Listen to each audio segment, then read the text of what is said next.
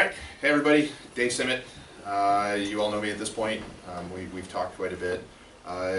As you are aware, I'm active duty in the Air Force. I've been in for a little over 17 years. It's an organization that I really genuinely have like a call to service in, and I love it. I love the institution. I love the service. And if you love something, sometimes you need to call the baby ugly. And in my time in the Air Force, it's a large institution, and there are some ugly babies. So this is kind of one of the one such baby that I'm going to be talking about. And really, it boils down to the Air Force evaluation and promotion system. So let's go ahead and start off with a scandal, because everybody loves a good scandal. It's good and seedy, it makes for good headlines. And one such that hit in the last couple of years that really made huge headlines is the cheating scandal for the missileers at Melbourne Air Force Base. Essentially what had happened is there was a whole series of officers who had a frequent test. It was a monthly test that was just to highlight their readiness to be a missileer. The guys who, they turn the key, launch the missiles, and the world. So they had to take this test, and it was a pass-fail test. They just needed to pass the test. But what ended up happening is that there was a perception that they had to get 100% all the time. So they ended up grouping together, and a lot of them started actually cheating on the exams. And they eventually got caught. It was a huge breach of the public trust. Huge. Especially with something as highly sensitive and highly lethal as nuclear weapons. So what we're going to do is we're going to talk about kind of what the Air Force is doing about that specifically, because it is a high scandal, and then we're going to dig into, is it really addressing the problem? We're going to get to kind of the root of what my thesis is all about. So the presentation itself, we're going to cover the Air Force promotion and evaluation system, how it actually works, kind of give you just a quick broad brushstroke overview of it, and then talk about the culture of misrepresentation that system really creates and almost forces upon its members. And we'll get a little bit into the Malmstrom Air Force Base scandal and how these two issues tie together.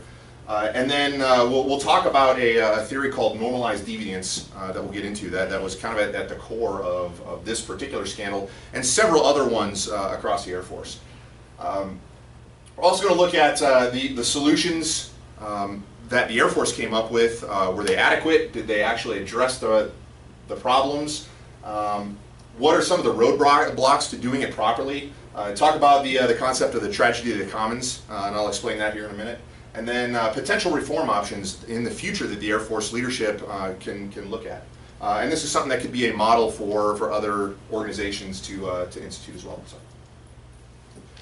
Okay, so the issue itself. The Air Force at the more senior levels, which is really kind of where we're talking about, is promotion board based, which means that the Air Force has a centralized board. They look at everybody's career records and they just start putting them into stacks. These people get promoted, these people don't get promoted. And it's what's in there, those discriminating factors, that cause certain records to get put into specific stacks. And it really comes down to the performance evaluations. That's really the only area where there's a lot of deviation between records. Because for the most part, when you're looking at two individuals at the same rank level doing the same job with the same general career paths, you have a lot of parallels. So you have to look for the discriminators. So where are the discriminators? And it normally comes out to almost all the time that the performance evaluations are where the discriminators are at. So the way performance evaluations worked is they're based on a bullet system. So you have sections on a piece of paper, and they want you to describe what it is that you've done for the Air Force over the past year. The formatting of that is you have narratives of here's all the stuff I've done, and they want you to shrink it down to one line. So you've done this amazing project. Imagine a project that you've worked on over the course of a year, and now you have to shrink all of it down to a single line to adequately describe that. Is there a Calling? phone in this room? Somebody's calling. The phone? Is there a phone? They're calling the computer phone? There should be a phone up there. So start over. Yeah, we can, yeah, well, yeah, if you want to just pause that real quick and we'll pick it up, hang it up. We're good? Okay. And play. Interesting. Action. So essentially what it is if you imagine you have a project you work on for an entire year and somebody's like, okay, describe it to me. And you describe it over several minutes. And they're like, okay, shrink all of that down into one line. Not even one sentence, one line on a sheet of paper. It becomes very difficult to do. So what ends up happening is you are forced to scrub out the narrative and you're left with the numbers, the percentages, and if you can't give an actual description of something and you're just left with giving the numbers, you kind of have a skewed reality of kind of what you're reporting. So our promotion system is based on these performance evaluations of what you've done where you're not allowed to give a narrative.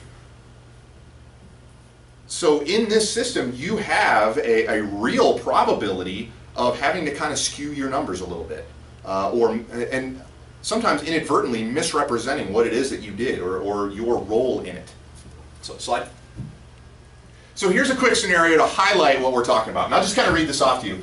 So you are a member of a work shift. You're a supervisor of a work shift.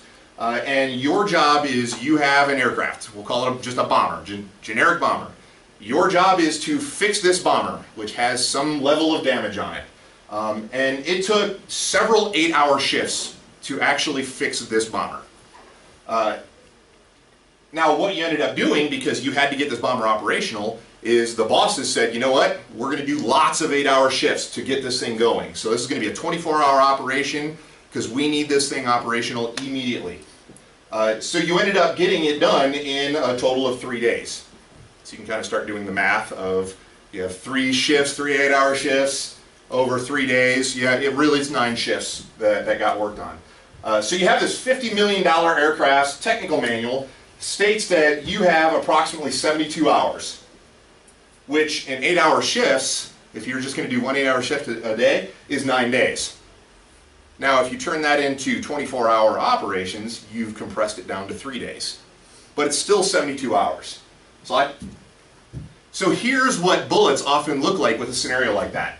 So supervised a repair team of a stricken combat aircraft, $100 million aircraft, because a lot of times what you do is you have a $50 million aircraft, but then you accommodate, like you say, well, it has a really nice avionics system that's added into it. It has these sensors that are on it, and all the weapons and all this. When you take the whole aggregate, it's really about a $100 million aircraft. So let's go ahead and throw $100 million in there. And you saved it and made it combat ready in only 3 days instead of 9, because the technical order says 9 days. So you accomplished a 33% ahead of schedule repair time. So you see where you can get into, you're playing with numbers to create kind of a skewed reality. This is the norm across the Air Force in how people are reporting, because you have to take a long narrative, show that you've done something phenomenal, and squish it into one line. So this, to some degree, may be a little extreme, but it's actually a lot more normal than you might think. Slide. So there's an issue of perception versus reality that we're really faced with. Now the other problem that you run into is on the promotion board, you have these discriminators that you're looking for. You really need to show the great things that you've done. Like, how have you improved things over your predecessor? How have you saved money or manpower or whatever, or improved mission capacity or capability, or whatever there's an increase or decrease that makes things look better because of your existence in that organization.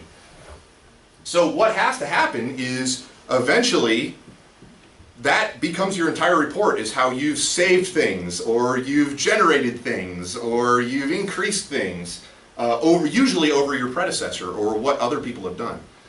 So let's kind of walk the dog on this real quick. So if I show that we have a 95% mission ready capability, the person who's following me comes in and says, wow, I have to get better than that.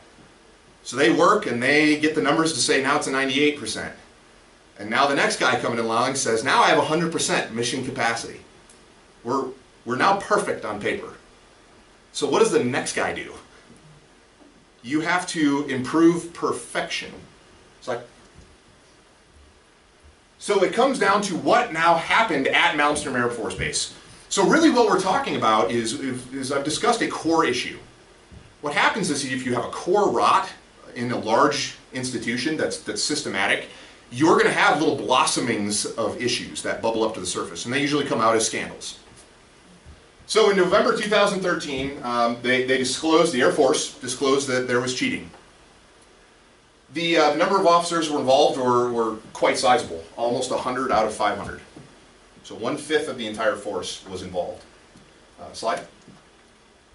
And what ended up happening is that they thought that they always had to get 100% of their tests, because the previous group got 100% on their tests. And you can't improve upon perfection, so you at least have to sustain perfection. So it came up that anybody who got less than 100% effectively just killed their Air Force career. Now, is that reality, that you're going to get 100% all the time? We're human. It's not possible. So now we get into what's called normalized deviance. People started cheating a little bit. They started doing little things. The little things became normal.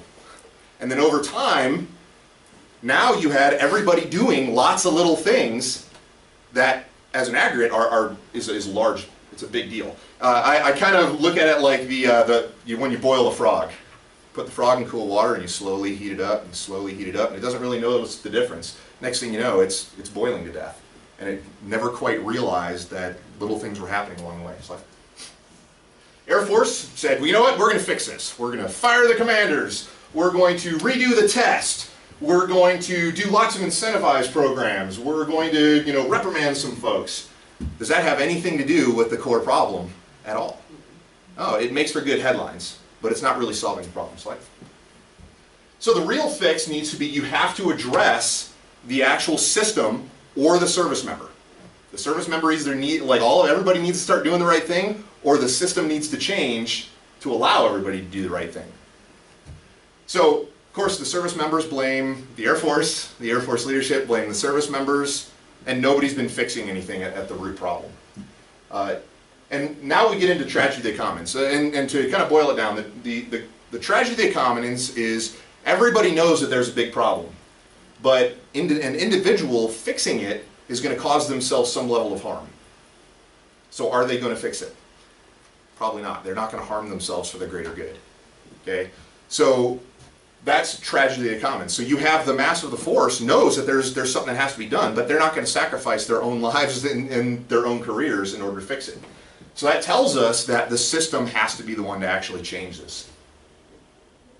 All right, now, one thing is that the Air Force is full of great people doing great things, and they really are, they want to do the right thing.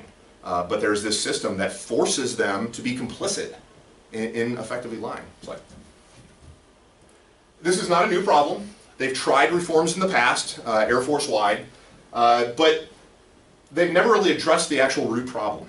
They've always addressed the symptoms, kind of like at Malmstrom. They're addressing symptoms to a greater problem. But promotions still rest on those bullets. And those bullets are shortened narratives that really kind of skew the truth. So where does this leave us?